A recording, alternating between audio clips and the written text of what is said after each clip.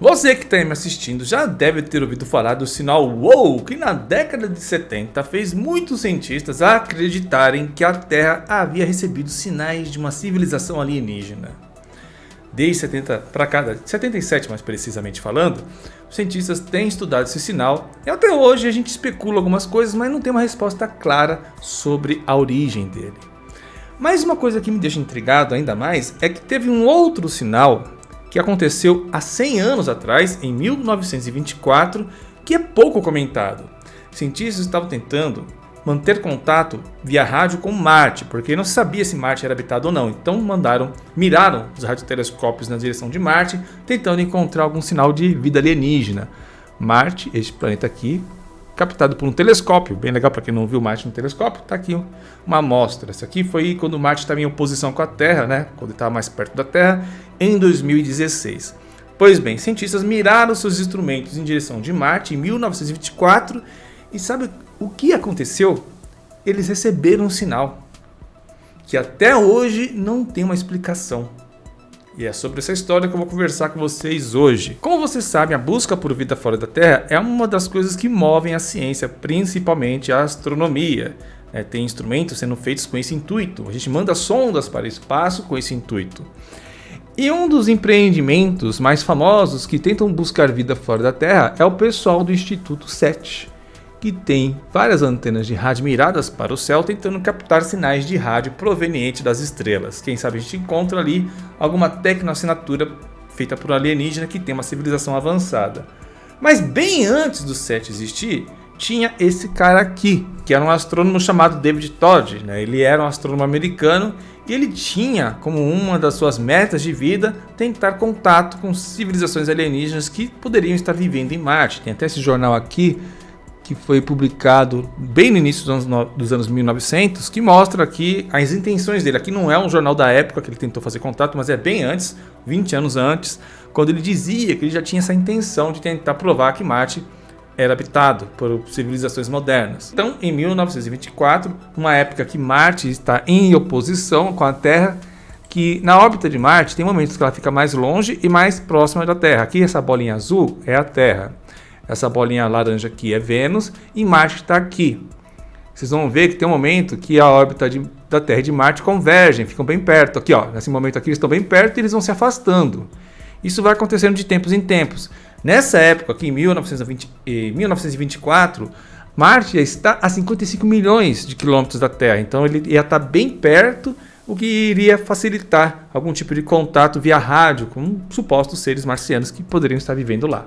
Para essa empreitada, o Todd chamou esse cara aqui, que é o Charles Francis Jenkins, que é um inventor envolvido no desenvolvimento dos primeiros televisores. Esse cara aí ajudou a criar a TV que a gente conhece.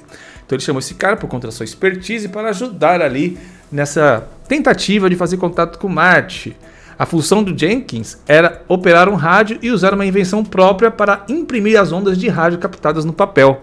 E eles estavam muito à frente do seu tempo, porque em 1924 não existia essa radioastronomia que a gente conhece hoje. Então os caras eram da vanguarda. E para conseguir captar esses sinais de rádio de Marte, Todd precisava que existisse um silêncio total de rádio a nível global. Porque obviamente poderia ter muito ruído, muita interferência de outros equipamentos de rádio que estariam funcionando naquele momento. Então ele precisava de silêncio total para conseguir obter um sinal claro de Marte, sinal de rádio claro. E olhem só que proeza que ele conseguiu em 1924, hein? Todd conseguiu convencer a Marinha dos Estados Unidos a impor períodos de silêncio de rádio intermitentes em todo o país. Então o país inteiro ficou sem fazer transmissões de rádio para que Todd conseguisse tentar captar ondas de rádio de Marte. Olhem só que incrível isso. E aí rolou no período entre 21 e 24 de agosto daquele ano, 5 minutos de silêncio de rádio no início de cada hora. Então foi a hora deles tentarem fazer a captação. Eles utilizaram esse radiotelescópio aqui que vocês estão vendo.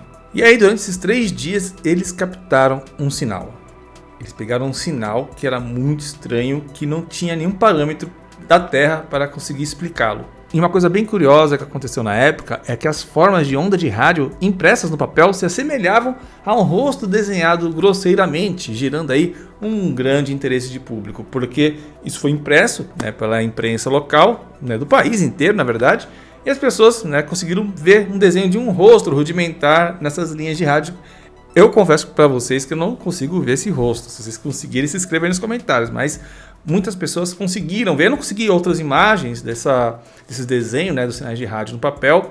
Mas enfim, na época se falou muito disso, que as pessoas estavam vendo um rosto nesses sinais de rádio supostamente provenientes de Marte. Então foi aquela coisa maluca, né? Meu Deus, a gente pegou aqui uma transmissão de rádio vinda de Marte. Então Jenkins, que era um especialista em tecnologia na época, um inventor e tal, ele analisou profundamente esses sinais de rádio e ele chegou à conclusão que era uma aberração inexplicável e descartou a hipótese de origem marciana. Então, eles chegaram à conclusão que esse sinal era bizarro, era inexplicável, mas que não vinha de Marte. E aí eu pergunto para vocês, se não era de Marte, era de onde?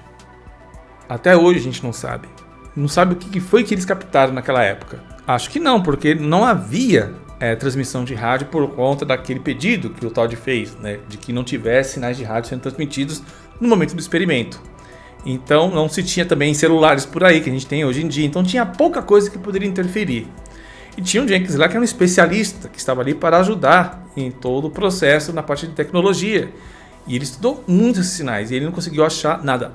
Nas palavras dele, aquilo era uma aberração em formato de sinais de rádio que ele não sabia explicar. Apesar de não ter tido uma resposta clara sobre a origem desse sinal, até hoje a gente não sabe o que foi que eles conseguiram contactar naquela época. Esse trabalho todo, esse experimento foi praticamente um embrião do que viria a ser a radioastronomia que temos hoje em dia. Então, como eu disse lá atrás, eles eram dois cientistas de vanguarda, eles estavam bem à frente do seu tempo fazendo esse experimento na busca por vida fora da Terra. Aí eu nem preciso dizer para vocês que esse tipo de empreendimento continuou até os dias de hoje. Hoje temos radiotelescópios bem mais modernos que esse e a busca continua. Tem gente que fala que a busca por vida fora da Terra é perda de tempo, que é uma bobagem. Realmente tem muita bobagem dentro do segmento, tem muita gente falando besteira, fazendo especulações de coisa que a gente nem sabe se existe, né? Por exemplo, outras dimensões, a gente não tem prova de que isso existe, né? É legal especular, mas não ficar afirmando com certeza que isso poderia ser a fonte das coisas que a gente vê por aí estranhas no céu. Mas é interessante pelo ponto de que, com essa curiosidade, com essa vontade de provar um ponto, sei lá, de que nós não estamos sozinhos no universo, a gente cria meios, mecanismos, instrumentos para tentar achar a resposta. Pode ser que a gente não ache, mas aqueles instrumentos vão ser aperfeiçoados e até ser usados para outras finalidades no nosso cotidiano. Então é muito importante que a curiosidade humana, essa chama da curiosidade humana nunca seja apagada. Se você acredita em alienígenas, não tenha vergonha disso, vá atrás, pesquise, mas procure fontes sérias, né? Procure informações que são validadas pela ciência, porque é só assim que a gente consegue chegar em algum lugar, se falando aqui de pesquisa. E por falar em pesquisa, neste exato momento que você está vendo esse vídeo, está rolando uma conversa lá no Inteligência Limitada, né? Eu fui lá convidado como co-host pelo Vilela para conversar com o Rony Vernet. Lembra do Rony Vernet que foi lá para o Acre? Passou um tempo lá no Acre tentando captar algum tipo de sinal, algum tipo de coisa estranha que estaria acontecendo naquela região, porque há muitos relatos lá no Acre de esferas luminosas que assustam as pessoas.